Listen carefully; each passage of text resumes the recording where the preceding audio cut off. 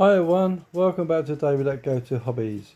Right, parents and children, our little darling buds of May. Now, summertime, school holidays. What do you do to keep your kids entertained? Well, when I was a kid, we'd go away on holiday. If we couldn't afford to go away on holiday, we'd keep our kids entertained. What do kids like to do? Playing with their friends, playing games, watching TV, making things, breaking things, and generally causing chaos. What does your little darling do, apart from annoy you, mum and dad? I know what I used to be like. I used to be a probably pain in the backside to my parents, but you have to excuse me, I've got a few dogs with me. So one's laying on my lap, and she's having her tummy tickled. And I thought, well, I've got 5 minutes, I'll talk to you about kids. How you can entertain them. Most of the time, kids are pretty easy going. They don't need a lot. But it depends how deep you want to go with your pocket. I mean, you can spend an absolute fortune buying all these toys, and then 5 years down the line, what'll happen? You'll end up flogging them at Boots House. You do. Believe me. I know. I've been there, done it. So, instead of buying your kids everything under the garden, under the sun, right? Why don't you spend a bit of time with them, play games with them? Why don't you teach them simple games like how to play drafts, how to play cards, ball games. Start with a bit of family time, and your children will appreciate that later in life.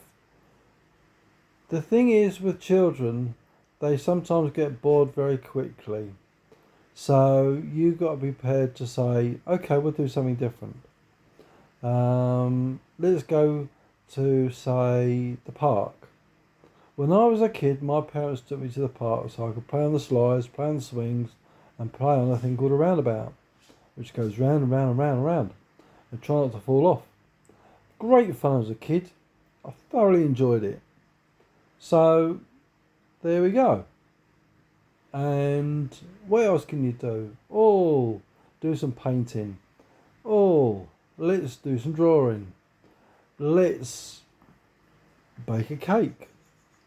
Let's make a salad. All these things you can do with your children. Maybe you've got a hobby. Why don't you get the children to play with and do that with you? Okay. If you give them the basics, they will have a great time. But you've got to start to play with them. And the thing is, you don't need to get annoyed. If they do something wrong, it's a learning curve. We all had to learn from some point. And you learn by making mistakes. I've made plenty. And with children, you need to find out what interests them, what motivates them. You know your children better than anyone else in this world because they're yours. In other words, you brought them up in the world and you're helping them to understand. It doesn't have to be a lot of money spent.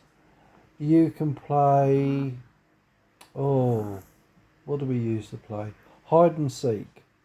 We used to play a little thing like hide a pound, find a pound, and you're hot or you're cold on a scale of 1 to 10. Or you can play,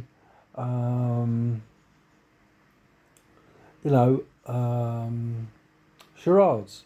Or you can play stick a name on your forehead, being polite.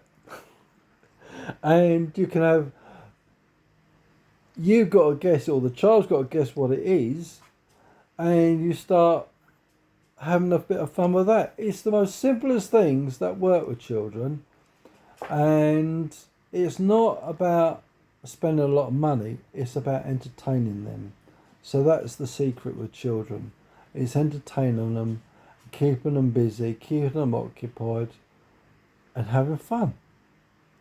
That will go a long way with your children and you, because you get entertained and so will they. So always prepare to do something different. If they get bored, what do you want to do next?